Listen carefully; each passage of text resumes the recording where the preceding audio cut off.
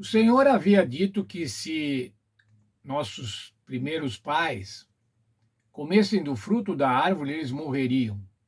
Certamente morrereis. Entretanto, irmãos, eles não morreram imediatamente. Não foi uma pena que foi imposta, executada imediatamente. Mas eles ficaram condenados à morte, sujeitos à morte. Mas quais foram as outras consequências? Consequências imediatas da deslealdade. As consequências imediatas do afastamento de Deus, da desobediência à ordem dada por Deus. No livro de Gênesis, no capítulo 3, dos versos 7 a 19, nós vemos essas consequências. Primeiramente, irmãos, eles perceberam que estavam nus.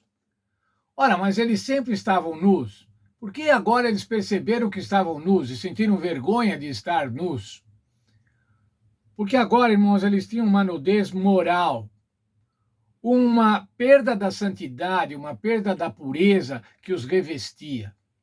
E eles então agora se sentiam nus, estavam realmente, moralmente nus. Por conta disso, eles fizeram vestes. Que vestes eles fizeram, irmãos? Com folhas de figueira. Folhas precárias, uma veste precária, um arremedo de veste. É isso, irmãos, que é a nossa justiça.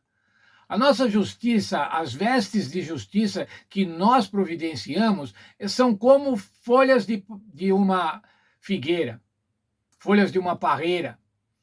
Não servem para nada, são precárias. Mas ainda aconteceu uma coisa pior, eles passaram a ter medo de Deus. E a nossa lição chama para o nome teofobia. Medo de Deus que eles não tinham. Eles estavam acostumados a relacionar-se com Deus, mas agora fugiram de Deus. Após o pecado, Adão acusou a mulher. A mulher que o Senhor me deu, essa me deu do fruto e eu comi. Estava acusando a mulher e estava acusando também Deus. Veja, você me deu uma mulher que me causou esse problema. A mulher acusou a serpente me enganou. É como se também estivesse acusando a Deus. A serpente que o Senhor fez, ela me enganou. Ainda nesse texto que estamos lendo, dos versos 7 a 19, nós vemos a maldição do Senhor à serpente. Maldita és entre todos os animais, você vai rastejar. Voltaram ainda os problemas para Adão e para Eva. As dificuldades e as dores no parto. Mais ainda, o domínio do marido sobre a mulher. A fadiga do trabalho, o suor do teu rosto. E mais ainda o que Deus disse: ao pó tornarás. Isso quer dizer, você vai morrer. Vamos ler o texto da lição na página 26 da lição de professores. Adão e Eva não perderam apenas a sua integridade, mas também a capacidade de saber o que era certo e errado. A partir de então, precisariam de revelação divina para saber o que era bom e o que era mal. Eles dependeriam do poder espiritual de Deus, um poder externo que devia ser recebido por meio da comunhão para poder fazer o que era certo. Veja, irmãos, eles não sabiam mais direito o que era certo e o que era errado, e precisariam da assistência de Deus, da comunhão com Deus para entender o que é correto.